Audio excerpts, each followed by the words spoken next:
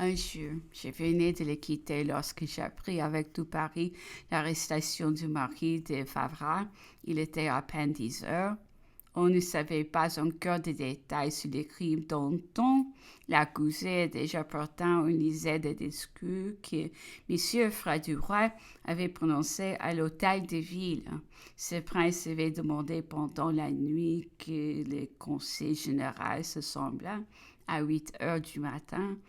Là, il y régna M. de Favra, son ancien serviteur. C'est lui qui l'avait mis en œuvre. C'est lui qui n'avait agi que par ses autres.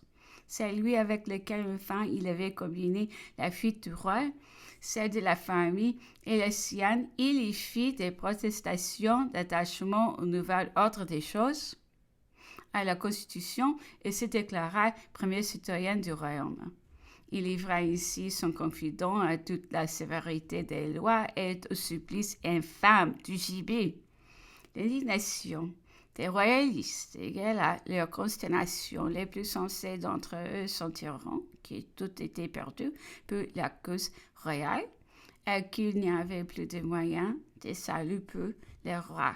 Cette véritable trahison, qui peut seule avoir, était conseillée par le plus honteuse lâcheté, jeta le découragement dans tous les cœurs des amis du roi. Que faire, disaient-ils, pour un prince qui souffre qu'on livre au bourreau ses défenseurs, qui, loin de tenter de les protéger, trouvent contre eux les délateurs dans sa propre famille? De toutes les fautes de la cure, celle-ci est la plus impardonnable. On passe condamnation sur l'expérience, les résolutions, l'absence de toute fermeté, sans livrer ses amis par peur. Les abandonnés sont daignés faire un signe pour les arracher au supplice. Quelle indignité! Monsieur de Favra fut condamné à mort.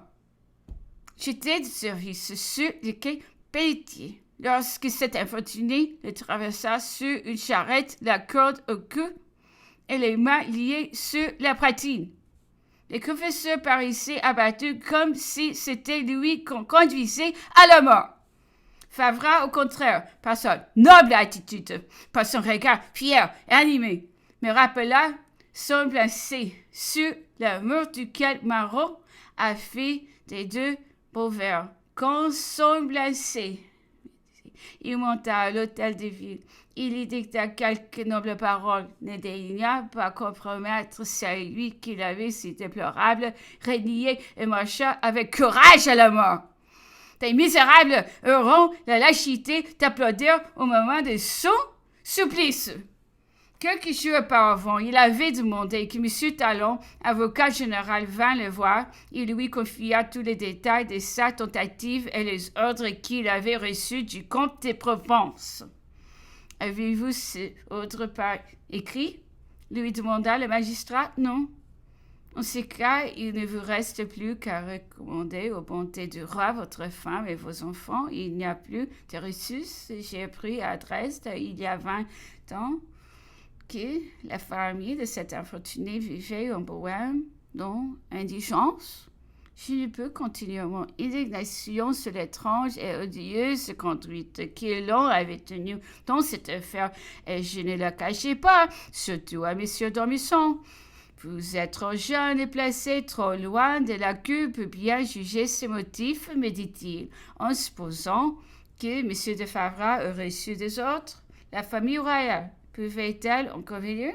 La mort de cet homme est un très grand malheur, mais enfin il doit être sacrifié à la sûreté du roi et des devoirs du sujet et de mourir pour son maître.